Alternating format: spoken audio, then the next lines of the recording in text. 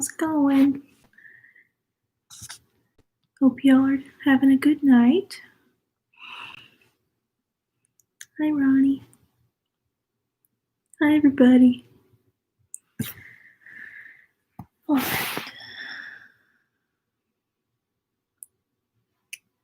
Let's get started.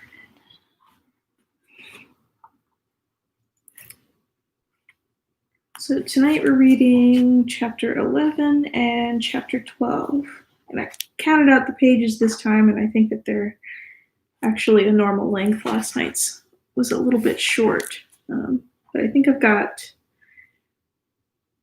3 more readings total, including this one. And the last one I think will be 3 chapters because it doesn't add up evenly. But yeah. So here we go. Chapter 11, Wendy's Story. Picture.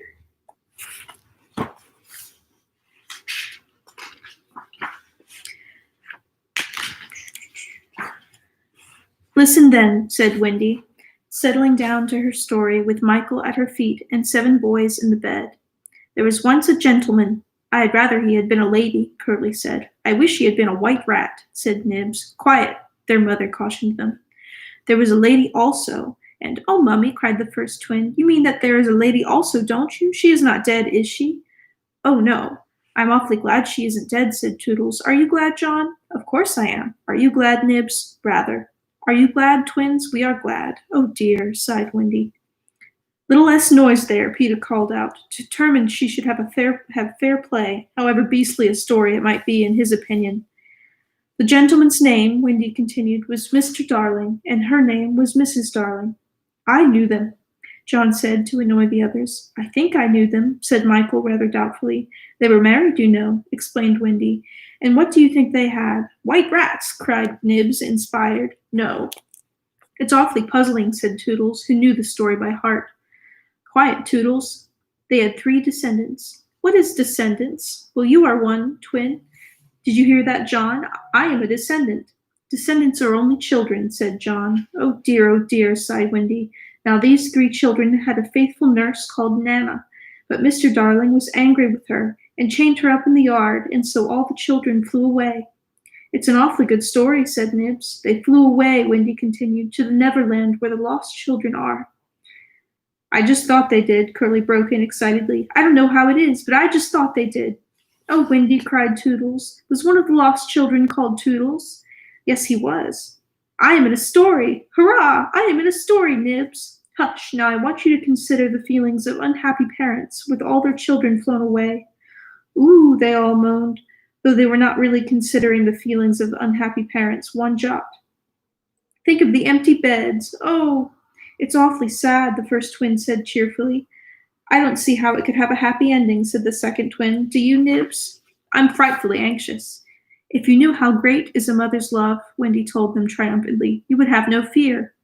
She had now come to the part that Peter hated.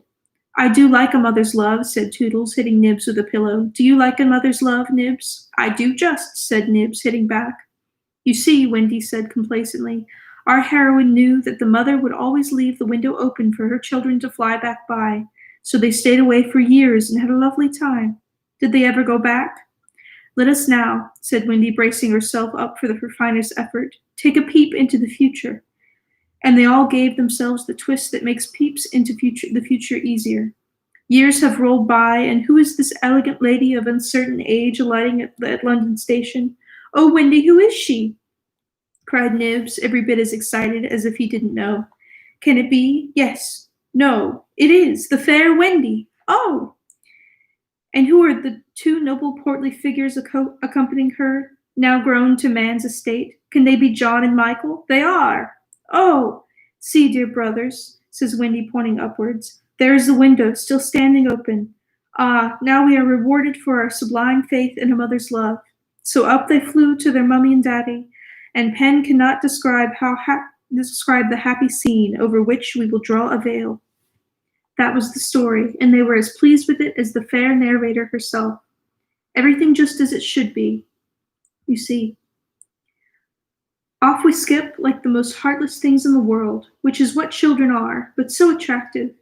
And we have an entirely selfish time, and then when we have need of special attention, we nobly return for it, confident that we shall be rewarded instead of smacked. So great indeed was their faith in a mother's love that they felt they could afford to be callous for a bit longer. But there was one there who knew better, and when Wendy finished, she uttered a hollow groan. What is it, Peter? She cried, running to him, thinking he was ill.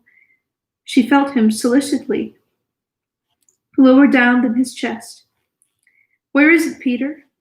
It isn't that kind of pain, Peter replied darkly. Then what kind is it? Wendy, you are wrong about mothers. They all gathered round him in a fright, so alarming was his agitation, and with a fine candor he told them what he had hitherto concealed. Long ago, he said, I thought like you that my mother would always keep the window open for me, so I stayed away for moons and moons, and then flew back, but the window was barred, for mother had forgotten all about me, and there was another little boy sleeping in my bed. I'm not sure that this was true, but Peter thought it was true, and it scared them. Are you sure mothers are like that? Yes. So this was the truth about mothers. The toads! Still, it is best to be careful. And no one knows so quickly as a child when he should give in. Wendy, let's go home, cried John and Michael together. Yes, she said, clutching them. Not tonight, asked the lost boys, bewildered. They knew what they called their hearts. They knew in what they called their hearts that one can get on quite well without a mother, and that is only the mothers who think you can't. At once, Wendy replied resolutely, for the horrible thought had come to her, perhaps mother is in half mourning by this time. This dread made her forgetful of what must be Peter's feelings, and she said to him rather sharply, Peter, will you make the necessary arrangements? If you wish it, he replied, as coolly as she had asked him to pass the nuts. Not so much as sorry to lose you between them. If she did not mind the parting he was going to show her, was Peter, that neither did he. But of course he cared very much, and he was so full of wrath against grown-ups, who as usual were spoiling everything, that as soon as he got inside his tree, he breathed intentionally quick short breaths at the rate of about 5 to a second. He did this because there is a saying in the Neverland that every time you breathe, a grown-up dies, and Peter was killing them off vindictively as fast as possible. Then, having given the necessary instructions to the Redskins, he returned to the home, where an unworthy scene had been enacted in his absence. Panic-stricken at the thought of losing Wendy, the lost boys had advanced upon her threateningly. It will be worse than before she came, they cried. We shan't let her go. Let's keep her prisoner. Aye, chain her up. In her extremity, an instinct told her to which of them to turn. Toodles, she cried, I appeal to you. Was it not strange? She appealed to Toodles, quite the silliest one. Grandly, however, did Toodles respond.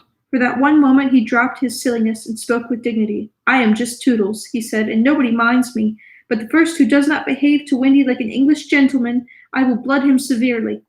He drew back his hanger, and for that instant his sun was at noon. The others held back uneasily. Then Peter returned, and they saw at once that they would get no support from him. He would keep no girl in the Neverland against her will. Wendy, he said, striding up and down, I have asked the Redskins to guide you through the wood, as flying tires you so. Thank you, Peter. Then, he continued in short, sharp voice of one accustomed to be obeyed, Tinkerbell will take you across the sea. Wake her, Nibs. Nibs had to knock twice before he got an answer, though Tink had been really sitting up in bed listening for some time. Who are you? How dare you? Go away, she cried. You are to get up, Tink, Nibs called, and take Wendy on a journey. Of course, Tink had been delighted to hear that Wendy was going, but she was jolly well determined not to be her courier, and she said so in still more offensive language. Then she pretended to be asleep again. She says she won't, Nibs exclaimed, aghast at such insubordination, whereupon Peter went sternly towards the young lady's chamber. Tink, he rapped out, if you don't get up and dress at once, I will open the curtains, and then we shall see you in your nightgown. This made her leap to the floor. Who said I wasn't getting up? She cried. In the meantime, the boys were gazing very forlornly at Wendy, now equipped with John and Michael for the journey. By this time they were dejected, not merely because they were about to lose her, but also because they felt she was going off to something nice which they had not been invited. Novelty was beckoning to them as usual. Crediting them with a nobler feeling, Wendy melted. "Dear ones," she said, "if you will all come with me, I feel almost sure I can get my father and mother to adopt you." The invitation was meant specially for Peter, but each of the boys was thinking exclusively of himself, and at once they jumped with joy. "But won't they think us rather a handful?" Nibs asked in the middle of his jump. It's a picture of Tink. "Oh, thank you for the big love."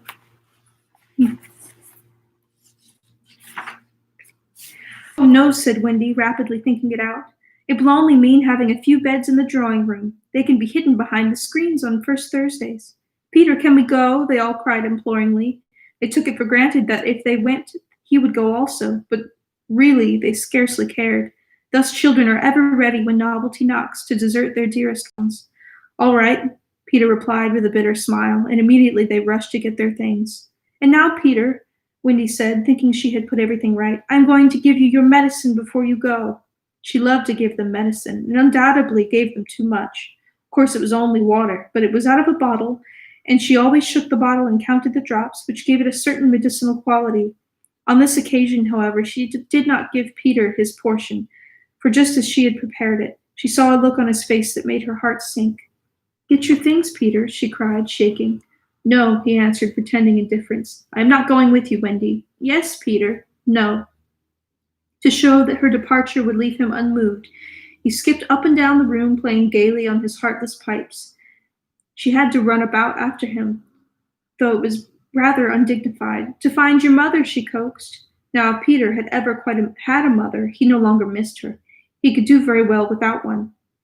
He had thought them out, and now he remembered only their bad points. "No, no," he told Wendy decisively. "Perhaps she would say I was old, and I just want to be always a little boy and to have fun. But Peter, no." And so the others had to be told. "Peter isn't coming." "Peter not coming?" They gazed blankly at him, their sticks over their backs, and on each stick a bundle. Their first thought was that if Peter was not going, he had probably changed his mind about letting them go. But he was far too proud for that. "If you find your mothers," he said darkly, "I hope you will like them." The awful cynicism of this made an uncomfortable impression, and most of them began to look rather doubtful. After all, their faces said, were they not noodles to want to go? "Now then," cried Peter, "no fuss, no blubbering, goodbye, Wendy."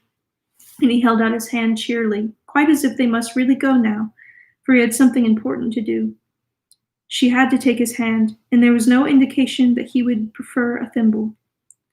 "You will remember about changing your flannels, Peter?" she said, lingering over him. She was always so particular about their flannels. "Yes." "And you will take your medicine?" "Yes." That seemed to be everything, and an awkward pause followed. Peter, however, was not the kind that breaks down before other people. "Are you ready, Tinker Bell?" he called out. "Aye, aye." "Then lead the way." Tink darted up the nearest tree, but no one followed her, for it was at this moment that the pirates made their dreadful attack upon the redskins. Above, where all had been so still, the air was rent with shrieks and the clash of steel. Below, there was dead silence. Mouths opened and remained open. Wendy fell on her knees, but her arms were extended towards Peter. All arms were extended to him, as if suddenly blown in his direction. They were beseeching him mutely not to desert them. As for Peter, he seized his sword, the same he thought he had slain Barbecue with, and the lust of battle was in his eye.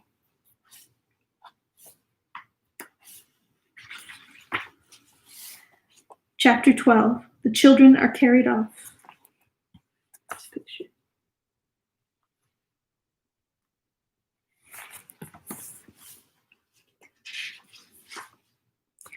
The pirate attack had been a complete surprise, a sure proof that the unscrupulous Hook had conducted it improperly, for to surprise redskins fairly is beyond the wit of the white man.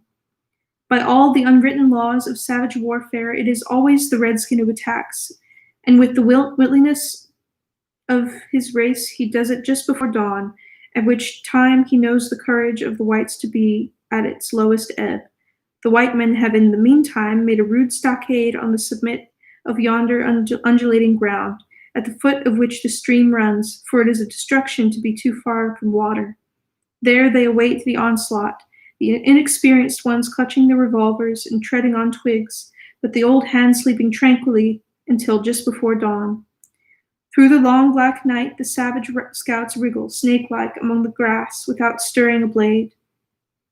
The brushwood closes behind them, and silently as sand into which a mole has dived. Not a sound is to be heard, save when they give vent to a wonderful imitation of the lonely call of the coyote. The cry is answered by the other braves, and some of them do it even better than the coyotes, who are not very good at it. So the chill hours wear on, and the long suspense is horribly trying to the pale face who has to live through it for the first time. But to the trained hand, those ghastly calls and still ghastlier silences are but an imitation of how the night is marching. That this was the unusual procedure was so well known to Hook that in disregarding it, he cannot be excused on the plea of ignorance. The pickaninnies, on their part, trusted implicitly to his honor, and their whole action of the night stands out in marked contrast to his. They left nothing undone that was consistent with the reputation of the tribe. With that alertness of the senses which is at once the marvel and despair of civilized peoples, they knew that the pirates were on the island from the moment one of them trod on a dry stick, and in an incredibly short space of time the coyote cries began. Every foot of ground between the spot where Hook had landed and his horses and the home under the trees was stealthily examined by braves wearing their moccasins with the heels in front. They found only one hillock with the stream at its base, so that Hook had no choice. Here he must establish himself and wait for just before the dawn. Everything being thus mapped out with the most diabolical cunning, the main body of the redskins folded their blankets around them, and in the phlegmatic manner that is to them, the pearl of manhood squatted above the children's home, awaiting the cold moment when they should deal pale death. Here dreaming, though wide awake, of the exquisite tortures to which they were to put him at the break of day, those confiding savages were found by the treacherous Hook. From the accounts afterwards supplied by such of the scouts as escaped the carnage, he does not seem to even have paused at the rising ground, though it is certain that in gray light he must have seen it. No thought of waiting to be attacked appears from first to last to have visited his subtle mind. He would not even hold off till the night was nearly spent. On he pounded with no policy but to get into combat. What could the bewildered scouts do? Masters as they were of every warlike artifice save this one, but trot helplessly after him, exposing themselves fatally to view, while they gave pathetic utterance to the coyote cry. Around the brave Tiger Lily were a dozen of her stoutest warriors, and they suddenly saw the perfidious pirates bearing down upon them, fell from their eyes, then in the film through which they had looked at victory. No more would they torture at the stake. For them the happy hunting grounds was now. They knew it, but as their father's sons they acquitted themselves. Even then they had time to gathered in dense formation that would have been hard to break had they risen quickly, but this they were forbidden to do by traditions of their race. It is written that the noble savage must never express surprise in the presence of the white. Thus terrible as the sudden appearance of the pirates must have been to them, they remained stationary for a moment, not a muscle moving, as if the foe had come by invitation. Then, indeed, the tradition gallantly upheld, they seized their weapons, and the air was torn with the war cry. But now it was too late. It is no part of ours to describe what was a massacre rather than a fight. Thus perished many of the flower of the Pickaninny tribe. Not all unavenged did they die, for with Lean Wolf fell Alf Mason to disturb the Spanish Main no more, and among others who bit the dust were Geo, Scoury, Chass, Turley, and the Alston Fogarty. Turley fell to the tomahawk of the terrible panther, who ultimately cut a way through the pirates with Tiger Lily and a small remnant of the tribe. To what extent Hook is to blame for his tactics on this occasion is for the historian to decide. Had he waited on the rising ground until the proper hour, he and his men would probably have been butchered, and in judging him, it is only fair to take this into account. What he should perhaps have done was to acquaint his opponents that he proposed to follow a new method. On the other hand, this, as destroying the element of surprise, would have made his strategy of no avail, so that the whole question is beset with difficulties. One cannot at least withhold a reluctant admiration for the wit that had conceived so bold a scheme, and the fell genius with which it was carried out. What were his own feelings about himself at that triumphant moment?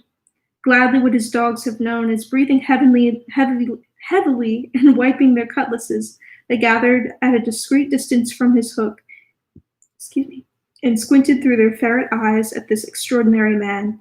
Elation must have been in his heart, but his face did not reflect it, ever a dark and solitary enigma. He stood aloof from his followers in spirit as in substance. The night's work was not yet over, for it was not the redskins he had come out to destroy. They were but the bees to be smoked, so that he should get at the honey. It was Pan he wanted, Pan and Wendy and their band, but chiefly Pan. Peter was such a small boy that one tends to wonder at the man's hatred of him.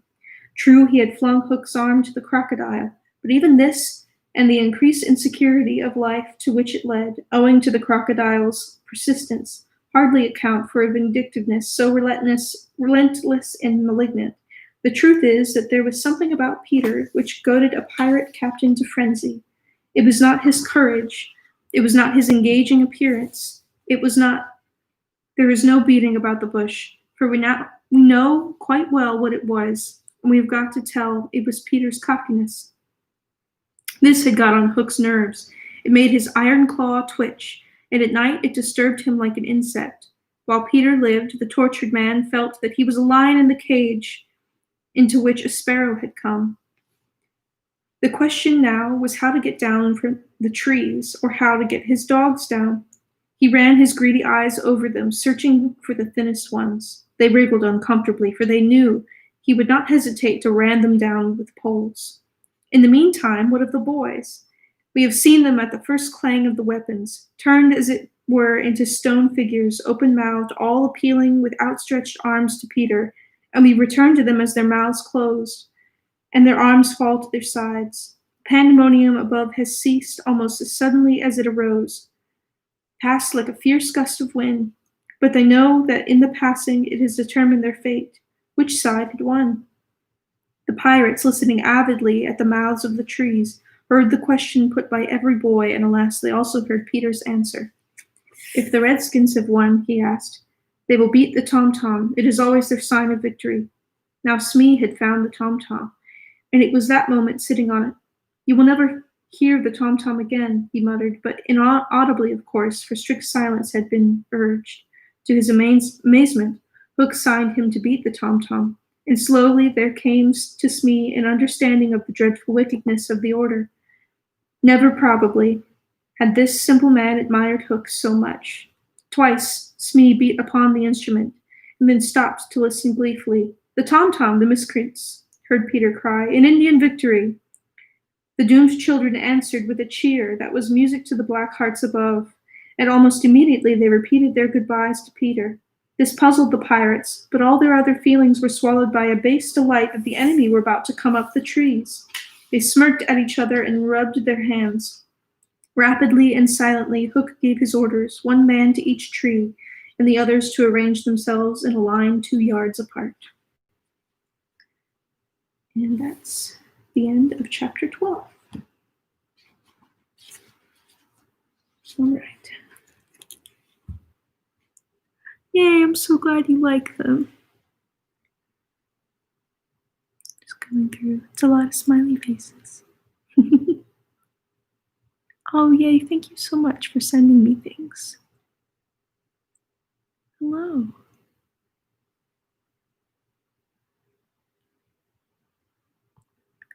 All right. Well, I hope you all enjoyed that. And I love you too, Ronnie. And I hope you come back the next few nights to hear the rest of the story. I think I'm reading 13 and 14 tomorrow night. And then, let's see. I think I'm going to do 15, 16, and 17. So that'll be a long one, but I feel like it would be more fun to read 3 in a row rather than to just read 1 on the last night. So, yeah. So 2 more. I can't count. I just said it. Yeah, 2 more nights. So Saturday night will be the last live. But yeah. Well, I hope you all have a good night, and I hope I'll see you tomorrow. Bye. Why can't I end this? They changed it. Well, I'm for YouTube.